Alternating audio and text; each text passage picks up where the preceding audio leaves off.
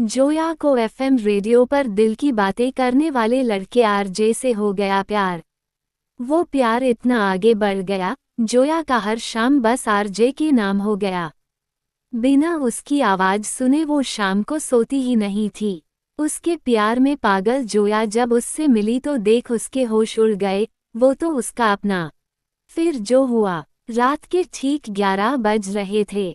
शहर की तेज रफ्तार अब थम चुकी थी। जोया अपने कमरे की खिड़की के पास बैठी, अपने कानों में ईयरफोन लगाए और रेडियो ऑन कर दिया। हर रात 11 बजे रेडियो पर एक शो आता था, दिल की बातें। इस शो के आरजे की आवाज में एक अजीब सा सुकून था। उसकी बातें सीधी दिल में उतर जाती थीं। जोया को उस अनजाने आरजे से प्यार हो चुका था। वो उसकी आवाज सुनकर मुस्कुराती, रोती और अपनी दिन भर की थकान भूल जाती। जोया अक्सर सोचती कि काश असली जिंदगी में भी उसे ऐसा कोई समझने वाला साथी मिलता। लेकिन जोया इस बात से बिल्कुल अनजान थी कि जिस आवाज की वो दीवानी थी, वो आवाज किसी और की नहीं, बल्कि उसके ठीक सामने वाले मकान में रहने वाले राहुल की थी। राहुल एक बेहद शर्मीला और साधारण सा दिखने वाला लड़का था। दिन में वो एक आईटी कंपनी में काम करता था और रात को रेडियो स्टेशन पर आरजे। राहुल लंबे समय से जोया से प्यार करता था। वो रोज सुबह जोया को अपने घर से निकलते देखता, उसकी हंसी सुनता, लेकिन कभी सामने आकर अपने दिल की बात कहने की हिम्मत नहीं जुटा पाता। राहुल अपनी मोहब्बत और जज्बातों को रेडियो पर अपनी आवाज के जरिए बयां करता था। जो बातें वो जोया के सामने नहीं कह पाता था, वो पूरी दुनिया के सामने रेडियो पर कह देता था। अगली सुबह जोया को ऑफिस के लिए देर हो रही थी। वो जल्दी जल्दी सीढ़ियों से नीचे उतर रही थी कि तभी सामने से राहुल अपने हाथ में फाइलें और पानी की बोतल लिए आ रहा था। हड़बड़ी में जोया राहुल से टकरा गई। राहुल के हाथ से सारी फाइलें जमीन पर बिखर गईं और बोतल का पानी जोया की ड्रेस पर गिर गया। आप देखकर नहीं चल सकते, जोया चिढ़कर चिल्लाई। हमेशा खोए खोए रहते हैं, पता नहीं क्या सोचते रहते हैं आप। राहुल हड़बड़ा गया। उसने घबराते हुए कहा, आई एम सॉरी जोया, मेरा ध्यान नहीं था। सॉरी से मेरी ड्रेस ठीक हो जाएगी। जोया ने मुंह बनाया और अपनी घड़ी देखते हुए बोली, वैसे भी देर हो रही है, अगली बार जरा ध्यान से चलिएगा। जोया पैर पटकती हुई आगे बढ़ गई। राहुल वहीं खड़ा रहा, बिखरे कागजों को समेटते हुए, बस जोया को जाते देखता रहा। उसके होठों पर एक हल्की सी दर्द भरी मुस्कान आ गई। राहुल मन ही मन मुस्कुराया और बोला, गुस्से में भी कितनी प्यारी लगती हो तुम। उसी रात 11 बजे जोया फिर से ईयरफोन लगाकर बैठ गई। रेडियो पर आरजे राहुल की आवाज गूंजी, दोस्तों, कभी कभी हम जिससे बहुत प्यार करते हैं, वही हमसे रूठ जाता है। आज सुबह मेरी किसी खास से मुलाकात हुई, उन्होंने डांटा भी। पर सच कहूं तो उनकी डांट में भी एक मिठास थी। क्या आपके साथ भी कभी ऐसा हुआ है कि किसी की डांट पर भी आपको प्यार आ जाए? खिड़की के पास बैठी जोया ने जब ये सुना तो उसके चेहरे पर मुस्कान आ गई। उसने सोचा, वाह, ये आरजे भी कितना रोमांटिक है। और एक वो मेरा पड़ोसी राहुल है, एकदम बुद्धू। दिन बीतते गए, लेकिन जोया की दीवानगी आरजे के लिए घटने की बजाय और बढ़ती चली गई। अब तो आलम ये था कि जोया दिन भर सिर्फ रात के 11 बजने का इंतजार करती। उसके लिए आरजे कोई आम इंसान नहीं, बल्कि उसके सपनों का राजकुमार बन चुका था। एक दोपहर जोया अपनी सहेली से फोन पर बात कर रही थी। यार, मुझे लगता है मुझे उस आरजे से प्यार हो गया है, जोया ने आह भरते हुए कहा। उसकी आवाज सुनते ही मेरे रोंगटे खड़े हो जाते हैं। वो मुझे बिन देखे इतना कैसे समझ लेता है। काश वो मुझे मिल जाए, मैं सब कुछ छोड़ सकती हूँ उसके लिए। सहेली ने हंसते हुए कहा, अरे पगली, तू तो उस अनजान इंसान के लिए तड़प रही है जिसे देखा तक नहीं। और तेरे सामने जो पड़ोस में राहुल रहता है, उसका क्या? ये सुनते ही जोया का मुंह बन गया। छोड़ यार उस राहुल की बात, वो तो एकदम बुद्धू और बेवकूफ है। 2 शब्द ढंग से बोल नहीं पाता, हमेशा खोया खोया रहता है।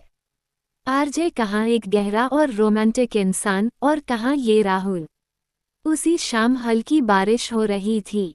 जोया बालकनी में खड़ी होकर आरजे की पुरानी रिकॉर्डिंग सुन रही थी। उसकी आंखों में एक अजीब सी तड़प थी उस आरजे से एक बार मिलने की, उसका चेहरा देखने की। तभी सामने वाली बालकनी में राहुल आया। उसके हाथ में एक डायरी थी।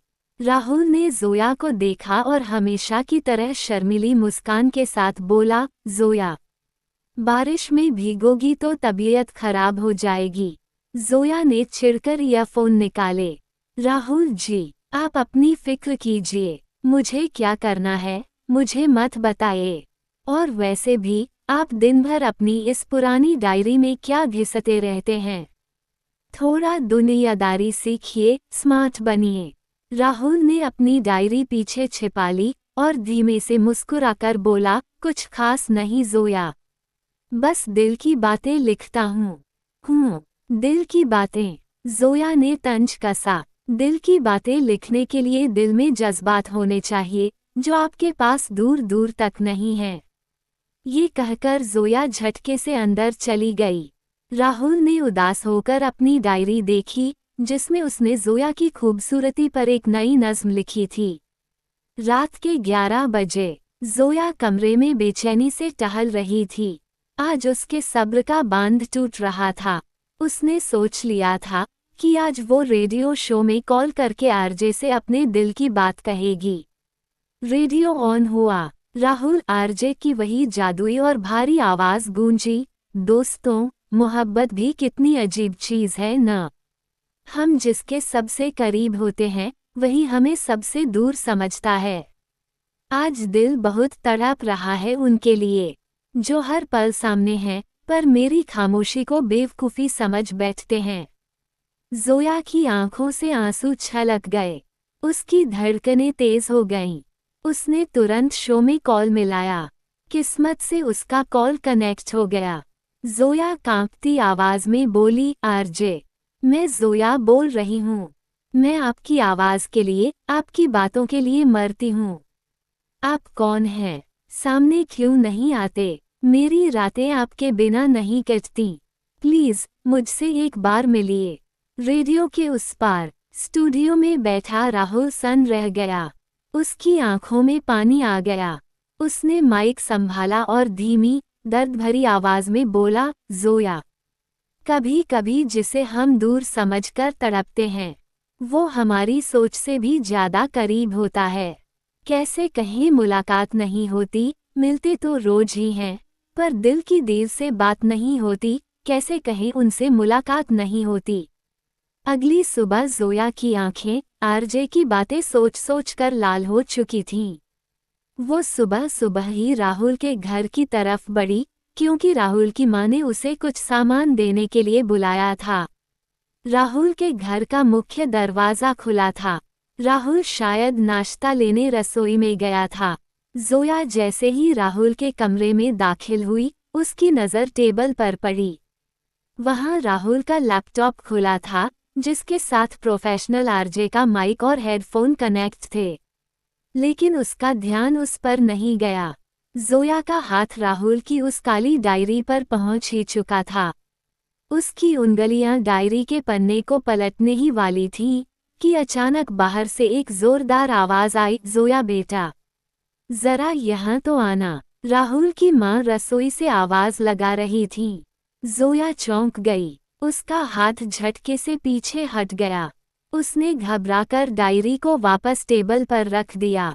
उसका दिल अभी भी जोर जोर से धड़क रहा था। आखिर इस डायरी में वही लाइनें कैसे लिखी थीं जो कल रात आरजे ने ऑन एयर बोली थीं। जोया का दिमाग तरह तरह के सवालों से उलझा हुआ था।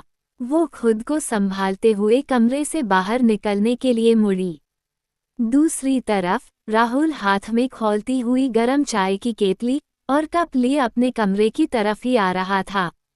उसका पूरा ध्यान जोया के ख्यालों में खोया हुआ था। वो सोच रहा था कि कल रात जब जोया ने रेडियो शो पर अपने प्यार का इजहार किया था, तो उसकी आवाज में कितनी तड़प थी। राहुल अपनी ही धुन में सिर झुकाए तेजी से मुड़ा, और ठीक उसी पल जोया कमरे के दरवाजे से बाहर निकली। धड़ाक, दोनों की जोरदार टक्कर हुई। खौलती हुई गरम चाय जोया के खूबसूरत सफेद कुर्ते पर जा गिरी। चाय की जलन और कपड़ों पर लगे दाग देखकर जोया का गुस्सा 7वें आसमान पर पहुंच गया। आह, जल गया सब। तुम्हारा दिमाग खराब हो गया है क्या राहुल? जोया दर्द और गुस्से से चिल्ला उठी। राहुल घबरा गया। उसके हाथ से कप छूटकर जमीन पर गिरकर चकनाचूर हो गया। जोया, आई एम सॉरी, मैंने देखा नहीं, रुक रुक मैं पानी लाता हूँ। बस करो राहुल, अपनी बेवकूफ़ी का ड्रामा बंद करो। जोया ने गुस्से में उसका हाथ पीछे झटक दिया। जब देखो तब रास्ते में आ जाते हो, कभी पानी गिराते हो, कभी चाय। तुम्हें जरा सी भी तमीज है कि कैसे चला जाता है? आसपास के सारे घरवाले इकट्ठा हो गए। राहुल चुपचाप सिर झुकाए खड़ा था, उसकी आंखों में शर्मिंदगी और एक गहरा दर्द था। जोया का गुस्सा थमने का नाम नहीं ले रहा था। उसके दिमाग में एक तरफ आरजे के लिए वो गहरी तड़प और दीवानगी चल रही थी, और दूसरी तरफ राहुल की यह नासमझी। मैं भी कितनी पागल हूँ जो इस घर में आई।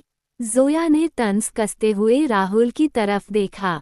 एक तरफ वो इंसान आरजे है जो दूर रहकर भी अपनी हर सांस से दूसरों के जख्म भरता है, और एक तुम हो राहुल, जो सामने रहकर भी सिर्फ मुसीबतें खड़े करते हो। तुमसे तो बात करना भी बेकार है। राहुल ने अपनी भीगी हुई पलकों से जोया को देखा। उसका दिल अंदर तक टूट गया था। जिस लड़की के लिए वो रात रात भर जागकर शायरी लिखता था, वही लड़की आज उसकी मौजूदगी से नफरत कर रही थी। राहुल ने बेहद धीमी और कांपती आवाज में कहा, माफ कर देना जोया, आइंदा कभी तुम्हारे सामने नहीं आऊंगा। जोया अपने कपड़ों को झाड़ती हुई पैर पटककर वहां से अपने घर की तरफ चली गई। उस रात 11 बजे जोया अपने कमरे में दर्द से छटपटा रही थी। चाय से उसका हाथ थोड़ा लाल हो गया था, लेकिन उससे ज्यादा दर्द उसके दिल में था, उस आरजे से न मिल पाने का दर्द। उसने कानों में ईयरफोन ठूंसे और रेडियो ऑन किया। उधर रेडियो स्टेशन के स्टूडियो में राहुल माइक के सामने बैठा था। उसकी आंखों में आंसू थे और दिल में जोया के दिए तानों का घाव। राहुल ने ऑन एयर माइक संभाला। आज उसकी आवाज में वो सुकून नहीं, बल्कि एक भड़कता हुआ तूफान और दर्द था। नमस्कार दोस्तों, आज आपका यह आरजे आपसे एक सच कहना चाहता है। कभी कभी हम किसी के लिए अपना सब कुछ न्योछावर कर देते हैं, लेकिन उनके लिए हमारी हैसियत सिर्फ एक बेवकूफ़ से ज़्यादा कुछ नहीं होती। आज किसी के तानों ने मेरे दिल के टुकड़े टुकड़े कर दिए हैं। जोया या फ़ोन पकड़े सुबक पड़ी। उसने सोचा, हे भगवान, आज आरजे को क्या हुआ? कौन है वो पत्थर दिल इंसान जिसने मेरे आरजे का दिल तोड़ा? रेडियो पर राहुल की आवाज़ और तीखी हो गई। अगर मेरी मोहब्बत को सिर्फ एक नासमझी समझा गया है, तो आज रात ये दिल की बातें का आखिरी शो होगा। मैं अब कभी इस माइक पर वापस नहीं आऊँगा। क्या? जोया के हाथ से फ़ोन छूटकर बेड पर गिर पड़ा। उसकी आंखें फटी की फटी रह गईं। आरजे का शो हमेशा के लिए बंद होने जा रहा था, और जोया को अभी भी नहीं पता था कि जिस इंसान की नफरत में उसने आरजे का शो खो दिया, वो कोई और नहीं बल्कि वही चाय गिराने वाला राहुल था। रेडियो पर आरजे की आखिरी शो वाली बात सुनते ही जोया का कलेजा मुंह को आ गया। उसके हाथ पांव ठंडे पड़ गए, कानों में सन्नाटा छा गया और आंखों से आंसू रुकने का नाम नहीं ले रहे थे। नहीं, ऐसा नहीं हो सकता। वो मुझे ऐसे छोड़कर नहीं जा सकते। जोया पागलों की तरह कमरे में इधर उधर टहलने लगी। उसने बिना एक पल गंवाए अपना फ़ोन उठाया और कांपती उंगलियों से रेडियो स्टेशन का वही नंबर डायल करना शुरू किया। स्टाफ ने जैसे ही जोया का कॉल देखा, उन्होंने तुरंत उसे सीधे ऑन एयर कनेक्ट कर दिया। रेडियो स्टूडियो की लाल लाइट जल रही थी। राहुल अपने आंसू पोंछकर माइक बंद करने ही वाला था कि हेडफोन में जोया की चीखती और सुबकती हुई आवाज गूंजी, आरजे प्लीज ऐसा मत कीजिए, आप शो छोड़कर नहीं जा सकते। अगर आप आज चले गए ना, तो मैं जिंदा नहीं रहूंगी। पूरे शहर में लाखों लोग इस लाइव शो को सुन रहे थे। जोया की इस बात से रेडियो स्टेशन के क्रू मेंबर्स के भी होश उड़ गए। राहुल का दिल एक पल के लिए धड़कना भूल गया। उसने माइक पकड़ा, उसकी आवाज कांप रही थी, जोया, यह क्या पागलपन है? आप होश में तो हैं? हाँ, मैं पूरी तरह से पागल हो चुकी हूँ। जोया रोते रोते चिल्लाई, आप कहते हैं कि किसी ने आपका दिल तोड़ा है ना? जिसने भी आपका दिल दुखाया है, उसे सजा दीजिए, पर मुझे सजा मत दीजिए। आपकी आवाज़ ही मेरी सांसें हैं। अगर आपकी आवाज़ बंद हो गई, तो मेरी सांसें भी थम जाएंगी। मैं सच कह रही हूँ, मैं मर जाऊंगी। माइक के उस पार खड़ा राहुल अपने घुटनों पर आ टिका। उसकी आंखों से टप टप आंसू बहकर मिक्सर बोर्ड पर गिरने लगे। जिस लड़की को वो दिन रात एक झलक देखने के लिए तरसता था, वही लड़की आज उसी आरजे के लिए अपनी जान देने पर आमादा थी। लेकिन वो ये भी जानती थी कि असली जिंदगी में वो उसी राहुल से नफरत करती है। राहुल ने गला साफ करते हुए भारी आवाज में कहा, जोया, किसी बेवकूफ और बिखरे हुए इंसान के लिए अपनी जान देने की बात मत कहो। दुनिया में बहुत से लोग हैं जो आपके पास होकर भी आपकी नज़र में कुछ नहीं है। मुझे किसी दुनिया से कोई मतलब नहीं है। जोया ने बात काटते हुए चीख कर कहा, मेरे सामने मेरा पड़ोसी राहुल है, जो किसी काम का नहीं है। मुझे उस जैसे किसी इंसान से कोई मतलब नहीं। मुझे सिर्फ आपसे मतलब है, आरजे। अगर आप कल सुबह तक मुझसे मिलने नहीं आए, तो आप मेरा मरा हुआ मुंह देखेंगे। ये कहते ही जोया ने फोन काट दिया और जमीन पर बैठकर फूट फूट कर रोने लगी। रात भर राहुल स्टूडियो में बैठकर तड़पता रहा। उसकी आंखों में एक पल के लिए भी नींद नहीं आई। जोया की मर जाने की कसम उसके कानों में हथौड़े की तरह बज रही थी। सुबह के 6 बज रहे थे। सूरज की हल्की किरणें निकल रही थीं। राहुल बदहवास हालत में स्टेशन से सीधे अपने घर की तरफ भागा। उसकी आंखें सूजी हुई थीं और बाल बिखरे हुए थे। राहुल दौड़ते हुए सीधे जोया के घर के बाहर पहुंचा। जोया के घर का मुख्य दरवाजा आधा खुला हुआ था। राहुल के हाथ कांप रहे थे। उसने घबराते हुए दरवाजा धकेला, जोया, जोया। सामने का नज़ारा देखकर राहुल के पैरों तले जमीन खिसक गई। जोया अपने कमरे के फर्श पर बेहोश पड़ी थी। उसकी कलाई के पास नींद की गोलियों की एक खाली शीशी पड़ी हुई थी और हाथ में वही ईयरफोन कसकर लिपटा हुआ था। जोया, राहुल पागलों की तरह चीख पड़ा। वो दौड़कर जोया के पास पहुंचा और उसका सिर अपनी गोद में उठा लिया। राहुल की आंखों से आंसू छलक कर सीधे जोया के चेहरे पर गिरे। उसने जोया के गालों को थपथपाया, जोया, आंखें खोलो। देखो, मैं आ गया हूँ। तुम्हारा आरजे आ गया है, जोया। प्लीज आंखें खोलो। राहुल की आवाज़ वही थी। वही भारी, वही तड़प से भरी आरजे की आवाज़, जो हर रात जोया के कानों में गूंजती थी। जोया के चेहरे पर राहुल के गर्म आंसू टपक रहे थे। बेहोशी की उस धुंधली सी दुनिया में भी जोया के कानों में वो जानी पहचानी, भारी और तड़प से भरी आवाज़ गूंज उठी, जोया, आंखें खोलो। देखो, मैं आ गया हूँ। तुम्हारा आरजे आ गया है, जोया। प्लीज आंखें खोलो। जोया की पलकें हल्की सी फड़फड़ाईं। उसे लगा जैसे वो कोई ख्वाब देख रही है। वही आवाज़, वही लहजा, जो हर रात उसकी अधूरी रूह को मुकम्मल करता था, आज बहुत करीब से आ रहा था। जोया ने भारी होती पलकों को बहुत मुश्किल से खोला। धुंधली सी रोशनी में सामने किसी का चेहरा नजर आया। उसने धीरे धीरे अपनी आंखें पूरी खोली। सामने कोई और नहीं, राहुल घुटनों के बल बैठा था। उसकी आंखों से लगातार आंसू बह रहे थे और उसका चेहरा डर और तड़प से लाल हो चुका था। यह आवाज! जोया का दिल जोर से धड़का। उसने कांपते हुए हाथ से राहुल का चेहरा छुआ। राहुल के होठों से फिर वही कांपती हुई आवाज निकली, जोया, तुम ठीक तो हो ना? प्लीज मुझे छोड़कर मत जाओ, मैं टूट जाऊंगा। जोया की आंखें फटी की फटी रह गईं।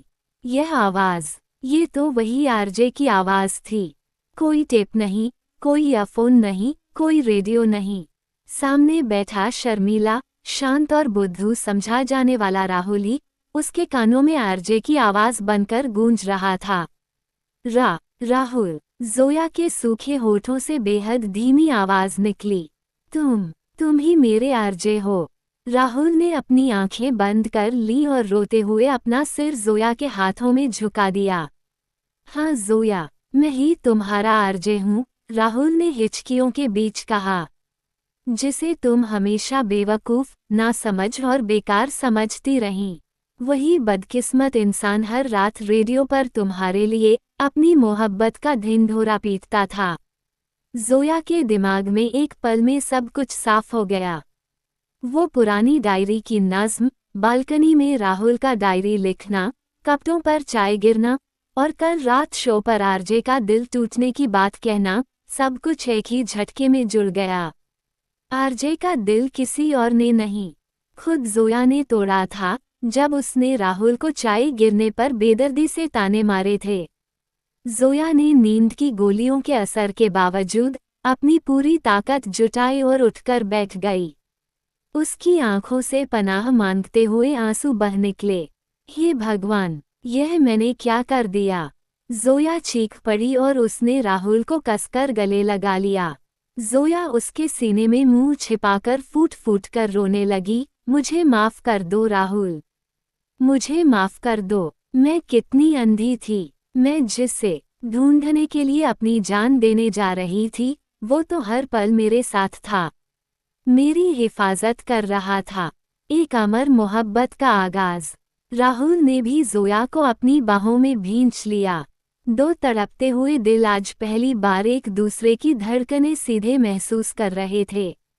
जोया, तुमने ये नींद की गोलियां क्यों ली? राहुल ने रोते हुए जोया का चेहरा हाथों में लिया। जोया ने टेबल पर रखी आधी खाली गोलियों की शीशी की तरफ देखा और रोते हंसते हुए बोली, ये नींद की गोलियां नहीं थी राहुल, ये तो मम्मी की विटामिन की गोलियां थीं। मैं तो बस घबराहट में चक्कर खाकर गिर गई थी। राहुल ने हैरानी से जोया को देखा और फिर उसके चेहरे पर सुकून की एक बहुत बड़ी मुस्कान आ गई। दोनों रोते रोते जोर जोर से हंस पड़े। राहुल ने जोया का माथा चूमा और अपनी असली आवाज में मुस्कुराते हुए कहा, तो मैडम, अब भी आपका ये पड़ोसी बुद्धू और बेवकूफ ही रहेगा। जोया ने राहुल के सीने पर सिर टिकाया और प्यार से बोली, बुद्धू तो आप हमेशा रहोगे, पर अब से सिर्फ और सिर्फ मेरे बुद्धू रहोगे। उसी रात 11 बजे पूरे शहर के लोगों ने रेडियो पर इतिहास का सबसे खूबसूरत शो सुना, जहां आरजे राहुल ने दुनिया के सामने ऐलान किया कि उसकी अनकही मोहब्बत अब हमेशा के लिए उसकी हो चुकी है। हमें अपनी पास की चीज पर ध्यान नहीं जाता और दूर की चीज सुहावन लगती है। ये मनुष्य की फितरत है। कहानी कैसी लगी कमेंट करके बताएं। अच्छी लगी तो लाइक एवं शेयर कर दीजिए। चैनल को सब्सक्राइब कीजिए ताकि अगली कहानी का अपडेट सबसे पहले आपको मिले।